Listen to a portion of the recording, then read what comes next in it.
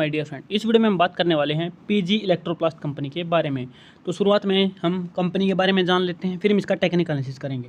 तो यहाँ पर देखिए, कंपनी भारत की एक प्रमुख इलेक्ट्रॉनिक्स मैन्युफैक्चरिंग कंपनी है। अब इलेक्ट्रॉनिक्स मैन्युफैक्चरिंग कंपनी, इसमें इसकी स्थापना 2003 में हुई थी, लेकिन इसका जो काम है वो 2003 से ही पहले ही शुरू हो चुका था। ठीक है, क्या क्या काम था वो मैं आगे आपको वीडियो में बताऊंगा। यहाँ पर देखिए, इसका टर्नओवर देखते हैं। ठीक है, तो यहाँ पर इसका टर्नओवर 2023 में 2148 करोड़ था, वही 2024 में बढ़कर 2800 करोड़ हो गया। कंपनी काफ़ी स्ट्रॉन्ग, काफ़ी ज़्यादा मजबूती से अपने काम को आगे बढ़ा रही है। यहाँ पर हमें ये चीज़ देखने को मिल रही है।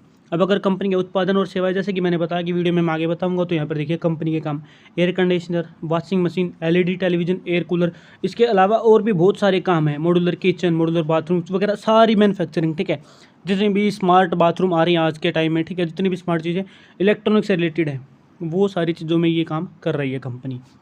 इसके बाद इसके काम का इतिहास, जैसा कि मैंने बताया कि 2003 में इसकी स्थापना, उससे पहले ही कंपनी अपने काम शुरू कर चुकी थी। तो यहाँ पर देखिए 1977 में टीवी घटक के निर्माता, 1995 में ब्लैक एंड वाइट टीवी, फिर कलर टीवी।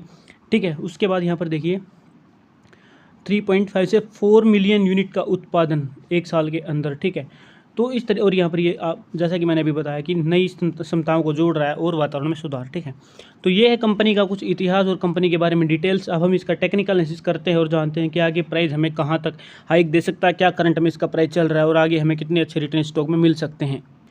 कंपनी के टेक्निकल एनालिसिस की बात करें तो यहाँ पर स्टॉक प्राइस 52 के लो तक आया था, लेकिन उसके बाद यहाँ से प्राइस दोबारा ऊपर जा चुका है, यानी कि ये अपने 52 वीक के हाई के नज़दीक में ट्रेड कर रहा है। यहाँ पर आप देख सकते हैं इसका 52 वीक का हाई 1041 है और हाल फिलहाल स्टॉक प्राइस 917 पे ट्रेड कर रहा है। अब अगर इसके इतिहास को देखें, थोड़ा चार्ट को पीछे की तरफ देखते हैं, मंथली टाइम फ्रेम में सेलेक्ट किया है मैंने यहाँ पे, तो मंथली टाइम फ्रेम के अकॉर्डिंग आपको दिखेगा कि कोविड के बाद से स्टॉक ने मल्टी बैगर हाइक दिया है, मल्टी बैगर रिटर्न। लेकिन उससे पहले आप देखोगे तो कोई खास बड़े रिटर्न हमें देखने को नहीं मिल रहे हैं 2011 से लेकर 2021 तक। ठीक है, इस 10 साल में हमें कोई बड़े रिटर्न यहाँ पर स्टॉक के देखने को नहीं मिल रहे हैं, लेकिन उसके बाद से बहुत बड़ा हाइक है। तो यहाँ पर अभी हाल फिलहाल क्या हुआ है कि इसमें 3% के लगभग रिटेल इन्वेस्टर कम हुए हैं। ठीक है, रिटेल इन्वेस्टर या तो वो पहले से ही फंसे हुए थे जो इसको 10-20 साल के लिए होल्ड करके बैठे थे, या फिर इन्होंने यहाँ पे बाई किया है और अब सेलिंग कर रहे हैं, क्योंकि उनको पीछे का इसका जो चार्ट है वो देख के वो घबरा रहे हैं। इसके अलावा इसमें प्रोमोटर ने भी अपनी 3% की होल्डिंग कम करी है। तो अब प्रोमोटर ने भी होल्डिंग कम कर दी और रिटेल इन्वेस्टर भी कम हो गए। ठीक है, लगभग 6%। तो ये कौन बाई करेगा? अब 6% तो कम हुआ, तो किसी ने उसको बाइंग किया है।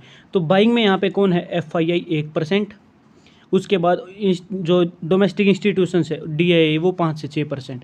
ठीक है, तो ये टोटल जो कि मैंने पॉइंटों में नहीं बताया, एवरेज 5 से 6 के बीच में, और ये 1% के लगभग FII। तो यहाँ पर इंस्टीट्यूशंस ने इसमें बाइंग की है सितंबर से लेके अभी तक, पिछले साल सितंबर 23 के कंपैरिजन में अभी तक के बीच, मार्च 25 तक के बीच में। ठीक है, सितंबर 24 से मार्च 25, इस क्वार्टर के बीच, इस 6 महीने के बीच में, 5 महीने में, तो यहाँ पर ये बाइंग हुई है। ठीक है, तो यहाँ पर इसमें ये हुआ है। तो अभी मैक्सिमम चीज़ें तो मैंने आपको कवर कर ही दी है। वीकली टाइम फ्रेम के अकॉर्डिंग भी अगर आप देखते हो तो प्राइस मूविंग एवरेज 50 पर है।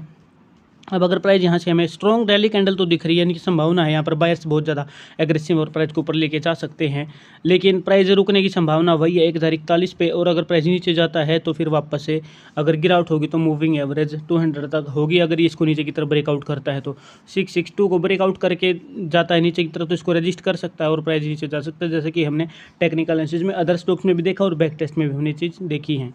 तो मुझे उम्मीद है ये चीज़ आपको बिल्कुल अच्छे से क्लियर हो गई है। अभी स्टॉक पे नज़र बना के रखनी है, ऐसे भी रजिस्टर्ड नहीं, इन्वेस्टमेंट की सलाह नहीं दे रहा हूँ, लेकिन चीज़ें आपको समझना जरूरी है किस तरीके से काम कर रही हैं। ठीक है, स्टॉक प्राइस इस तरीके से ऊपर बढ़ता हुआ जा रहा है, तो इस रेंज को मार्क करके आप रख सकते हैं। इस वीडियो में इतना ही। अगर चैनल पर नए तो चैनल को सब्सक्राइब करें, ताकि आपको लेटेस्ट अपडेट स्टॉक्स के मिलते रहे, कंपनी के बारे में डिटेल एनालिसिस आपको मिलता रहे। Thank you very much.